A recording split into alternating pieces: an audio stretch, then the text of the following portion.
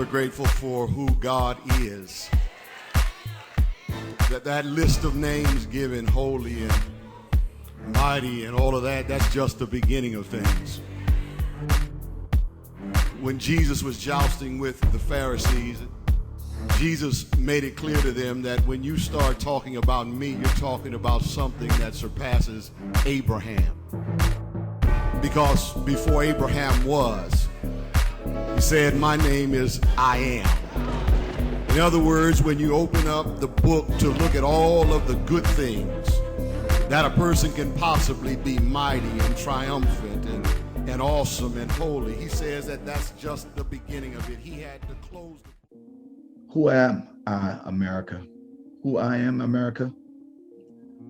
I'm a young man that grew up with a single mother and one brother. My story is a very interesting one. For some, it may not be as interesting as you would like, but there are a lot of things that I had to go through to get to where I am right now. I may not have lived the hardest life that some may have lived, but I still had to go through my struggles. There were a lot of things that I had to get through or go through to be able to get to where I am. Who am I, America? I'm a young man that was raised at a very young age, as I mentioned, with a single mother, but had a grandmother that poured a lot into me. As I was coming up through elementary school, I remember as my mother dropped me off, I would be with my grandmother and she would feed me each and every morning and made sure I made it to school each and every day. I was in elementary school and I remember those teachers. I remember that teacher. I remember that first grade teacher, Miss Wheeler. I remember the things that she shared with me, some of the things that she taught me. And one of the things I remember her saying is silence is golden. Not to keep you quiet, but to know when to speak and when not to. Knowing how to hold your peace and when not to. Those things at such a young age, I remember like they were yesterday. Most persons try to skip over those years, but I've used those years to get to where I'm at right now. So who am I? I'm that young man that allowed his grandmother to really pour into him. Why am I utilizing, why am I speaking a lot about my grandmother? Because this was a woman who was an entrepreneur. She never worked for anyone except herself. Actually, when she came to Baltimore from Virginia, she actually was the first African American to own a gas station in downtown Baltimore. My mother said she remembers taking me to the gas station when I was a child, and I would sit there as my grandmother watched. They would fill up cars, they would have a mechanic shop, and I would be just sitting there. She would pour in, she was pouring into me then because I saw a woman that always loved to work. She put her hand to the plow and never looked back. Who am I? I'm that young man that got poured into from his grandmother. Then, as I started to get older, and although my mother was a single parent household, that woman, my grandmother, still was showing me each and every weekend. I would make my way to her retail store, her bargain store. It's called P&R Bargain Shop. I'll never forget it because that was my first job. That was my first job, working for her. Each and every Saturday morning, getting up, catching a bus, hour down the road, making sure I got there on time, making sure I opened the store, set the merchandise out on the corner, swept the store, swept the front of the store, worked with the customers, learned how to handle money. Who am I? I'm a young man that got poured into by his grandmother at a very early age. And then as those years went from elementary school into middle school, which we called junior high, it was me, my mother, and my brother. We were living in Baltimore City for a while for my entire elementary school years, but my mother had an opportunity to move to what we call Baltimore County, which is Owings Mills, Maryland. Most people in that time in the early 80s had never heard of Owings Mills. But my mother took a leap of faith. Many persons wouldn't think that's a leap of faith, but it's a leap of faith when you go somewhere you've never been before. I remember because my mother and my brother and I, my little brother and I, was sitting on the curb at my aunt's house, waiting for my mother to come pick us up and take us to our new home. We waited, seemed like hours for her to come.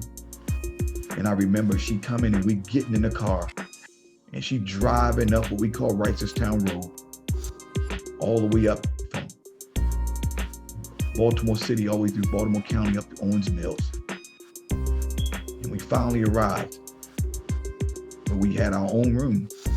We weren't sleeping with my mother again. It was just me and my brother had our own room. And we were so excited. I believe that moment started to shift my life. My mother felt the need to get us out of the city early in our lives and made sure we had a place to stay and had a place to grow in a place we'd never been before.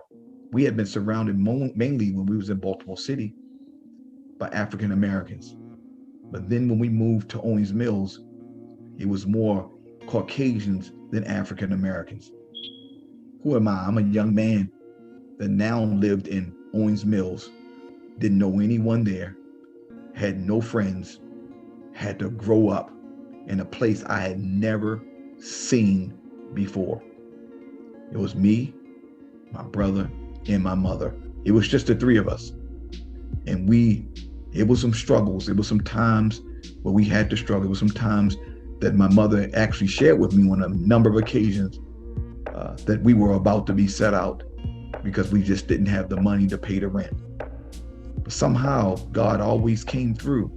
And she shared that with us on a number of occasions, but we never knew it because I had a mother that worked really hard. She did it all by herself. She wasn't receiving any child support from anyone, from my dad. She was doing it alone.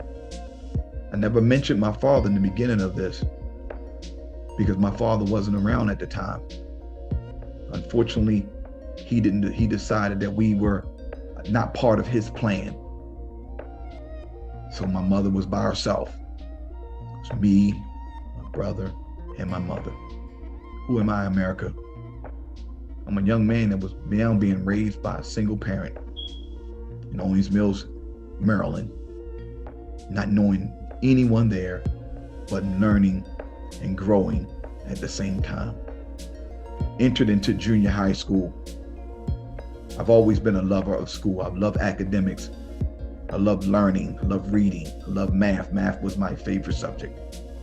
Always got great grades in math. But I was lazy. I was lazy in junior high and high school, specifically junior high school. I was just lazy. I just did what I needed to do just to get by. I never really worked as hard as I know I could have. But I got through junior high and then went through high school. High school, something happened in high school. I was always going out for athletics, always trying to play football and basketball. Wasn't too bad, wasn't the best, but it wasn't too bad. But after the 9th grade year, after my freshman year, after my sophomore year, I decided that this was not what I wanted to do. And I knew I wouldn't be a professional football player or basketball player. So I decided to go into politics in high school. I decided to run for junior class president. I didn't want to run for treasurer. I didn't want to run for vice president. I didn't want to run for secretary. I wanted to go to the top. I ran for junior class president. That was a major change in my life because I made the decision that I believe sent my life on a trajectory to where I am right now. I actually won the election, became junior class president in a majority white school. The school was over 50-60% Jewish and about 70-80% Caucasian, and the rest of us were African American and or other nationalities. But I still became junior class president because that's the kind of reach God showed me, that's the kind of influence he was showing me at a very early age in 11th grade. Then in 11th grade, another thing changed my life. Who am I, America? I'm a young man raised by a single mother with a brother, but then found the woman that I would eventually marry. My wife and I met in 11th grade. 11th grade in high school. We dated for those 11th and 12th grade years. And even when we entered into the 12th grade, I ran for senior class president and won that. I was junior class president and senior class president. Those, I believe, are the years that set the foundation of my life. Because as I mentioned, the woman that I met, the woman that I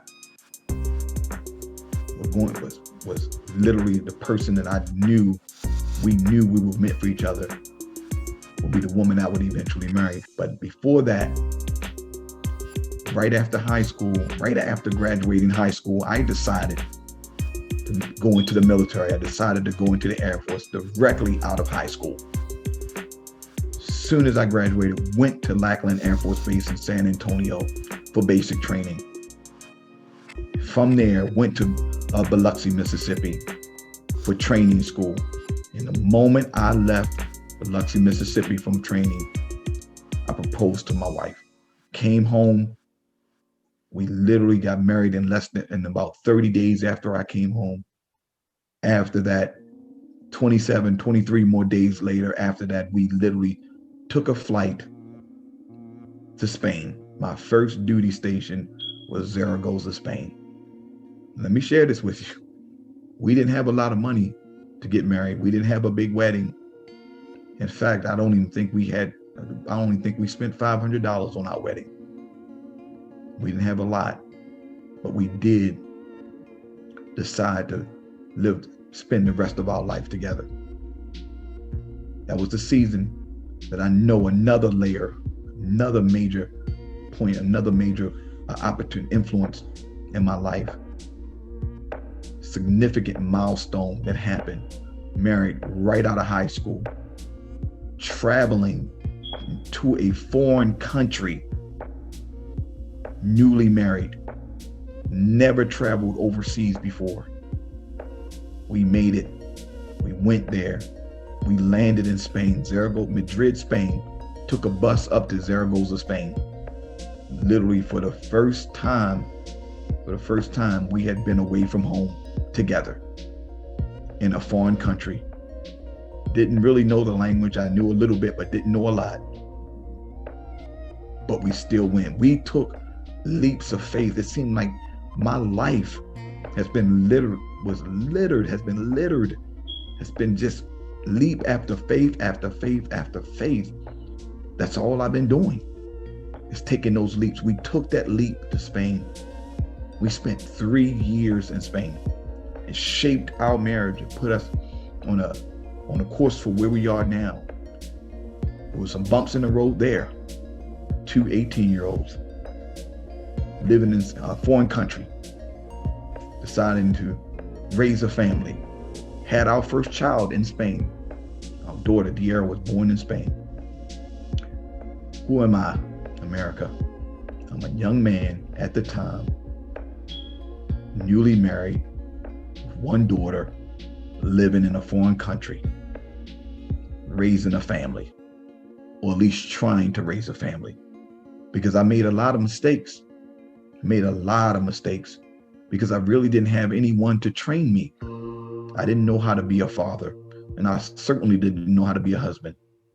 There's a lot of things that I did do that I shouldn't have done, because the training that I was supposed to have, I didn't have. But we hung in there. We made it through Spain. We made it through those 3 years.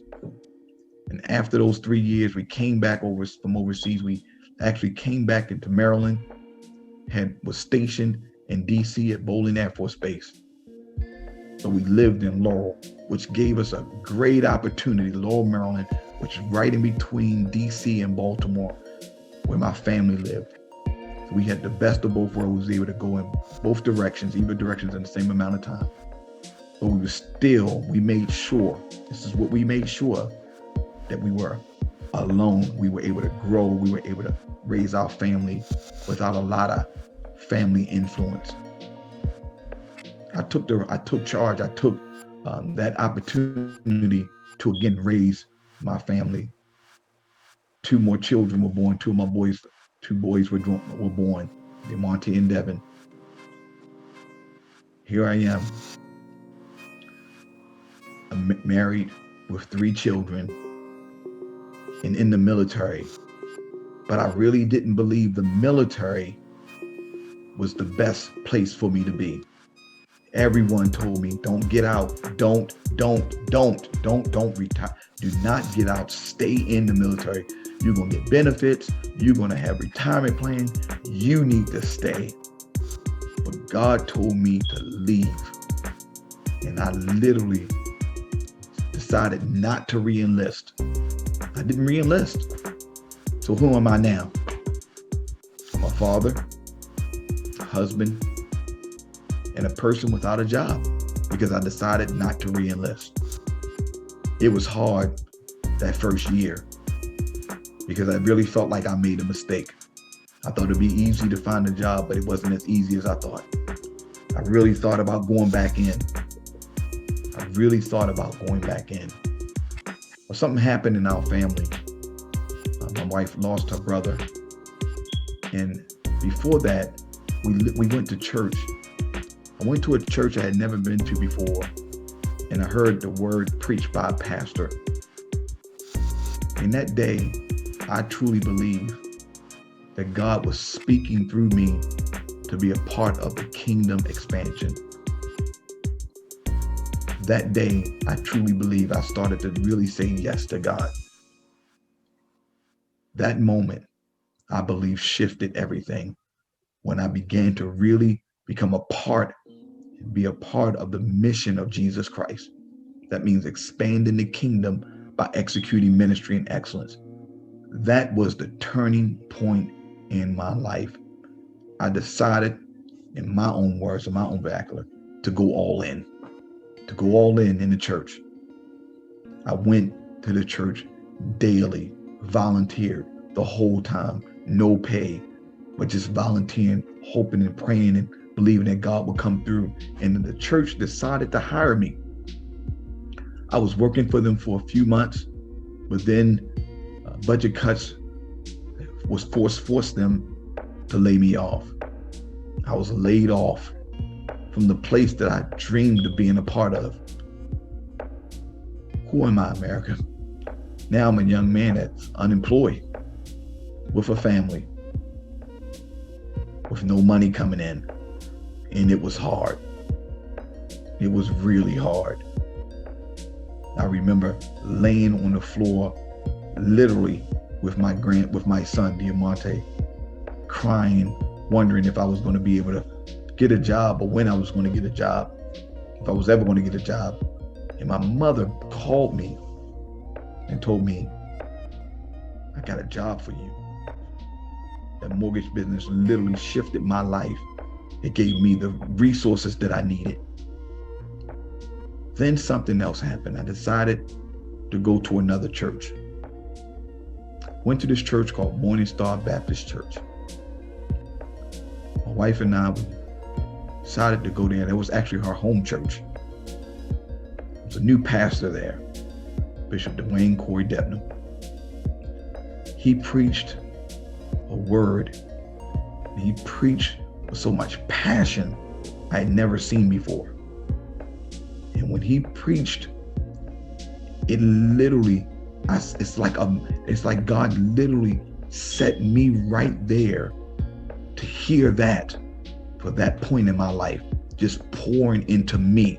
He was preaching to everybody else, but it felt like he was talking directly to me. Directly to me. In that moment, that's where I felt like I found that father that I had been missing my entire life. I told you it was just me, my mother, and my brother. But I never had that father figure. And he became that to me. I don't know about anybody else, but that's what he came to me. He was pouring and pouring into me. And so much so, I became his armor bearer. I was literally helping him to do everything that he needed to do to prepare for services, to prepare for work.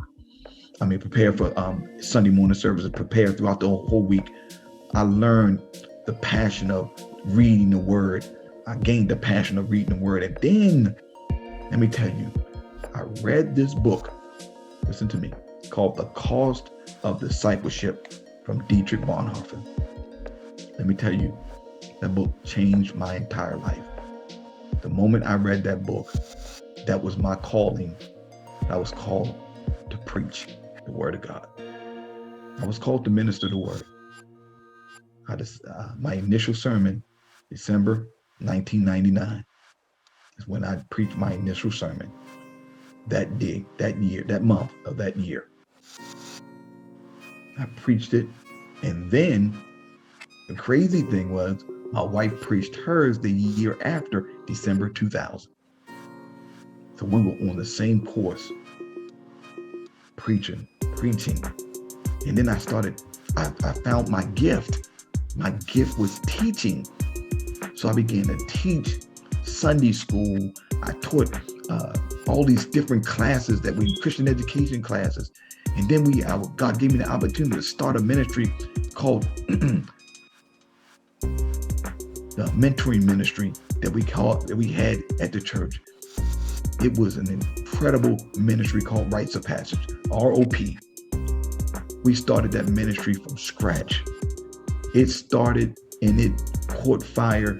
We had over 100 kids at one time in that ministry. Over 100 young men at one time in that ministry, and they all were being fed. The ministry gained national attention. In fact, the late the great Elijah Cummings actually ministered for our culmination 2 years in a row, and he was sharing this ministry with everyone he knew. It was so powerful, had so much influence. We were training other churches on how to do a mentoring ministry. That ministry showed me that I knew how to lead, because I had to lead these men that were much older than me. I had to lead them on how to grow a ministry, but not only grow it, sustain it. It's one thing to grow something, as I've learned. It's one thing to grow something, but it's another thing to sustain it. And I learned how to sustain the ministry. And from there, I was put in charge of the stewardship ministry, and then the Christian education ministry for a brief year. For a brief year, I was put in charge of the Christian education ministry.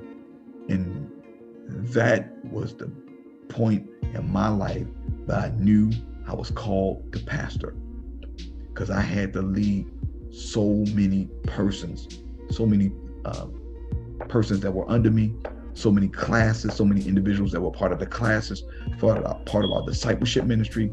I had to lead all of these individuals. So who am I now?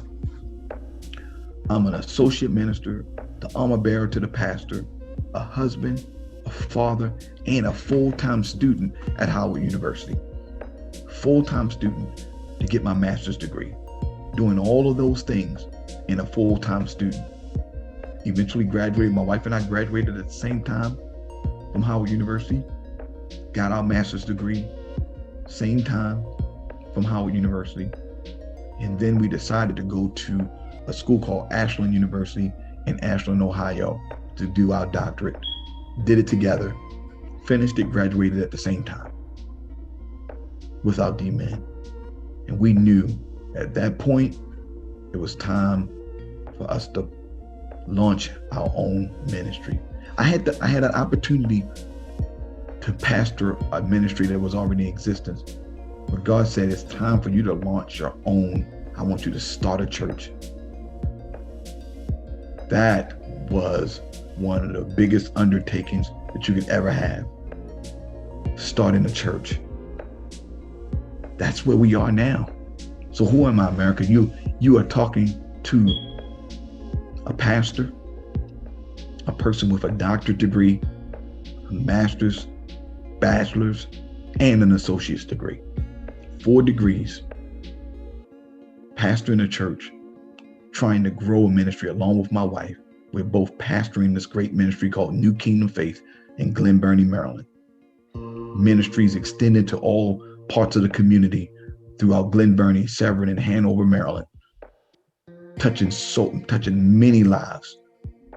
Young man that grew up in the elementary school years in Baltimore with a single mother, literally moving out to Owens Mills in Baltimore County, and that mother growing, teaching, and pouring into us, and allowed me to become the man that I am right now.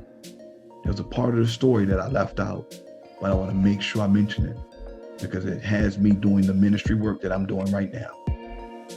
And that is, when I was overseas with my wife, my father passed away. My daughter was about to be born, but I didn't come home because my father and I didn't have that relationship. One day when I came home, I was in Laurel, and I actually looked and found my father's death certificate. And my father's death certificate read off the things that he had in his body. And it showed that he was HIV positive and he had heroin in his body. My father was an addict, and I didn't know it. It crushed me. It crushed me because I didn't know he was dealing with that disease. Addiction is a disease. And I prayed and begged for his forgiveness, and I asked for him to forgive me, and I told him that I was sorry. I told him I was sorry for thinking of him that way and not knowing that he had to battle a disease that most people lose the fight to. That has made me who I am. That has made me who I am. One of the major pillars of my life. I have a compassion for the recovering addict. I have a compassion for the addict that most people don't have. Maybe not meant to have, but that's what he told me to do. To love on them as much as I possibly could. To love on them as hard as I could. So who am I, America? I'm a pastor, wife, a husband, a wife of 34 years, father of 3, grandfather of 4, 2 companies, 1 business, another nonprofit, a number of things that God has called me to do. Who am I, America? I'm that father. I'm that man God has called me to be. And I'm so grateful for who I am. God bless you.